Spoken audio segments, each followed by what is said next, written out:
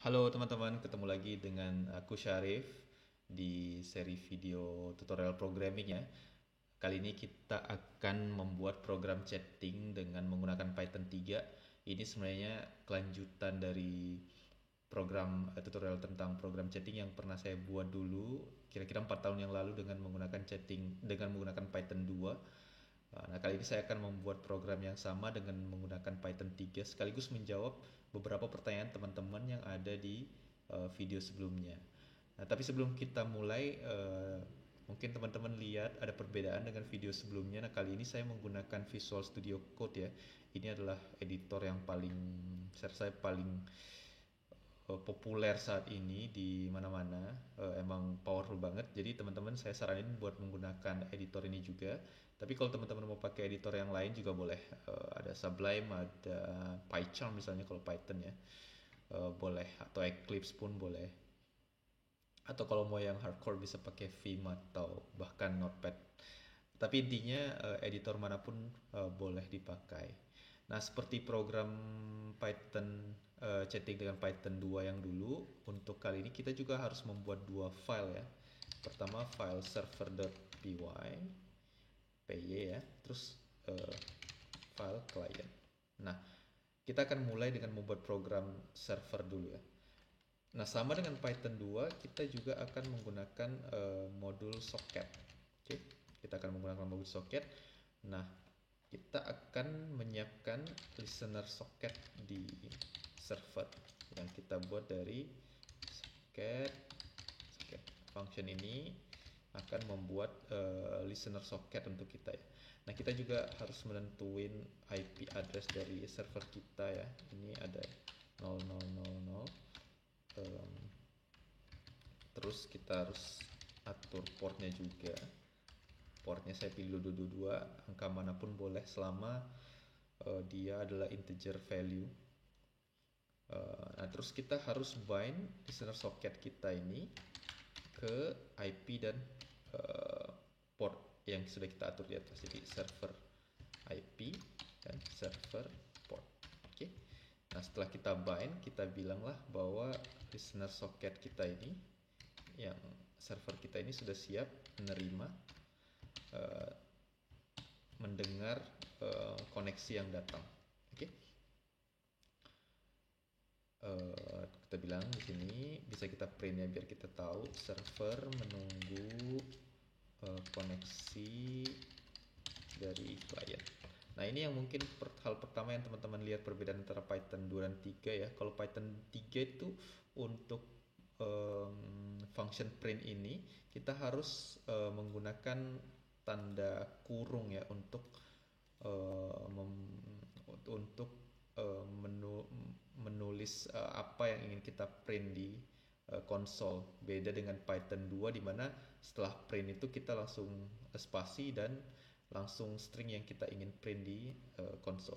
Sementara di Python 3 kita menggunakan parenthesis. Saya sendiri lebih suka dengan parenthesis ini menunjukkan bahwa print ini adalah metode ya, yang sama perlakuannya dengan metode-metode yang lain. Nah, selanjutnya kita buat kita buat infinite loop di sini untuk menunggu koneksi dari klien ya. Kita bisa buat handler dan address. Ini sama dengan listener socket accept. Nah, selama nggak ada koneksi dari klien ya, ini function ini, line ini akan blocking, artinya dia nggak bakal pergi ke line selanjutnya. Nah, ketika ada koneksi kita bisa bilang sebuah klien terkoneksi dengan alamat,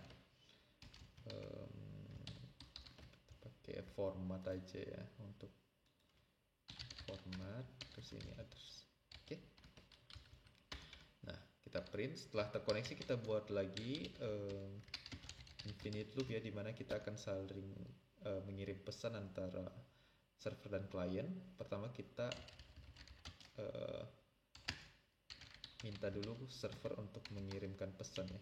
Kita tulis ini, masukkan pesan Anda. Nah, ini juga perbedaan antara Python 2 dan 3 ya. Jadi untuk Python 3 tuh untuk menerima input dari konsol tuh kita cukup menggunakan function input ya. Sementara untuk Python 2 kita harus menggunakan raw input. Ini artinya sebenarnya di Python 3 lebih simple sih, jadi cuman pakai input aja lebih, dan juga lebih intuitif menurut saya dibandingin raw input. Nah, terus kita kirimlah pesan ini ke klien. Kita tulis, jadi kita punya handler tadi ya, handler send, terus message, dan nah ini yang harus kita encode. Nah, ini juga salah satu perbedaan dengan antara Python 2 dan 3 ya. Di Python 3 nih modul socket, handler socket ini dia menerima readable buffer ya. Yang dia terima tuh buffer, bukan string. Nah, sementara message ini dia adalah string. Ketika kita, karena input dari return value dari input ini adalah string, jadi kita harus mengubah string ini menjadi readable buffer. Nah, salah satu turunan dari readable buffer itu adalah bytes yang bisa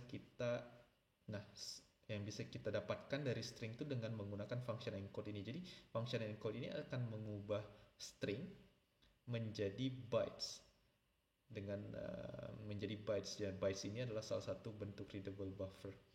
Itu sederhananya sebenarnya. Nah, terus sekarang giliran klien yang server yang menerima pesan dari klien, jadi kita bisa bilang handler receive 024. Jadi ini maksimum datanya yang bisa kita terima. Kita bisa print pesan dari klien, format message. Nah, ini juga yang salah satu banyak pertanyaan teman-teman ya di video sebelumnya tuh, kenapa sih pas di print kok muncul tanda B ya di depannya. Nah, ini alasannya karena kalau kita teman-teman lihat nih, metode receive nih dia mengeluarkan bytes ya, bukan string lagi. Jadi variable message ini sekarang dia tipenya bytes karena dia adalah hasil keluaran dari metode receive ini ya. Nah, ketika kita ngeprint bytes di Python itu dia akan menambahkan B di depannya untuk membedakan antara bytes dengan string. Nah, untuk mengubah bytes ke string, kita cukup menggunakan function decode, lalu kita pilih encodingnya ya. Ini encoding standar. Nah, nanti yang akan muncul tuh cuman stringnya aja, jadi nggak ada lagi huruf B di depannya. Nah, ini program server cukup seperti ini. Sekarang kita pindah ke program klien ya. Program klien juga sama, kita harus import socket.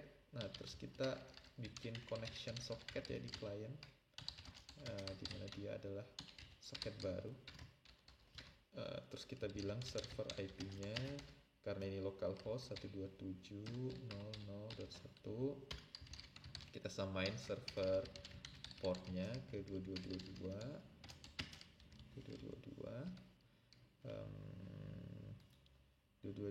terus kita cobalah melakukan koneksi ke server connect. Ini server IP, terus server port. Nah, kalau terkoneksi kita bisa print di sini ya, terhubung dengan server. Nah, setelah kita terhubung dengan server, kita buat lagi infinite loopnya, di mana kita akan saling berkirim pesan ya. Berkirim pesan, jadi karena tadi server duluan yang mengirim pesan, artinya di klien kita akan menerima pesan ya. Connection socketnya receive, kita menerima 1024 bytes juga. Kita print pesan dari server, format, jadi ini message. Sama, kita harus decode juga ya dengan menggunakan standar encoding. Ini atau complete-nya kadang-kadang bikin susah juga nih, soalnya dia tiba-tiba muncul. Tapi salah satu yang senangnya saya dari Visual Studio Code itu sih. Nah, jadi bantuan-bantuan kayak gini kadang-kadang tuh ketika udah banyak code-nya tuh sangat-sangat berharga ya. Kita tahu, oh ini function ini tujuannya ini, segala macam ada penjelasannya. Nah, sekarang giliran klien yang mengirim pesan ya, message input masukkan pesan Anda, terus kita print lah, kita kirimlah pesan ini ya, connection socket send, sama kita harus encode juga ke bentuk bytes. Jadi ini aja yang harus kita buat dari program server dan klien. Kita coba jalankan programnya. Jadi kita jalankan program ini dengan Python 3 ya. Kebetulan di laptop saya udah atur Python 3 itu dengan menggunakan Python, sementara Python 2 itu dengan Python aja. Jadi kalau Python 3 harus pakai Python 3 kayak gini ya. Server. Jadi, seperti teman-teman lihat, kita udah ngeprint server menunggu koneksi dari klien ya. Coba aku mirip. Nah ini selanjutnya kita jalanin program server kliennya. Jadi dia sudah print sini terhubung dengan server. Nah kita lihat juga di program servernya ini ada tulisan sebuah klien terkoneksi dengan alamat ini localhostnya dan ini portnya, port yang dipakai oleh program klien kita. Nah, kita misalnya kirim pesan ke kliennya, Assalamualaikum. Nah, seperti teman-teman lihat kan, di bagian kliennya yang terprint itu cuma Assalamualaikum aja, jadi nggak ada lagi huruf B-nya karena tadi kita udah decode bytes ini dengan menggunakan encoding UTF-8 ya, sehingga dari bytes yang dihasilkan dari metode receive ini berubah menjadi string sehingga terprint seperti ini. Dan misalnya kita masukkan pesan Anda, ini nggak ada ininya, nggak ada titik dua ya, tapi oke lah sama aja. Misalnya Waalaikumsalam. Nah, seperti teman-teman lihat, jadi muncullah pesan Waalaikumsalam dari klien. Saya tulis ini apa kabar? Kabar. Nah, muncul lagi apa kabar? Terus kita tulis setelah sini Alhamdulillah. Tertulislah Alhamdulillah. Oke, sekian dulu mungkin tutorial kali ini. Semua source code-nya sudah saya upload juga di GitHub ya. Jadi teman-teman bisa download kalau mau, ada linknya di bagian deskripsi. Jika teman-teman ada pertanyaan, silahkan tanyakan di kolom komentar. Dan kalau misalnya teman-teman punya request untuk tutorial tertentu, entah Python, C, atau programming secara umum, teman-teman bisa request juga di kolom komentar. Insya Allah kalau saya ada waktu, saya buatkan video tutorialnya. Terima kasih, sekian dulu aja hari ini. Assalamualaikum warahmatullahi wabarakatuh.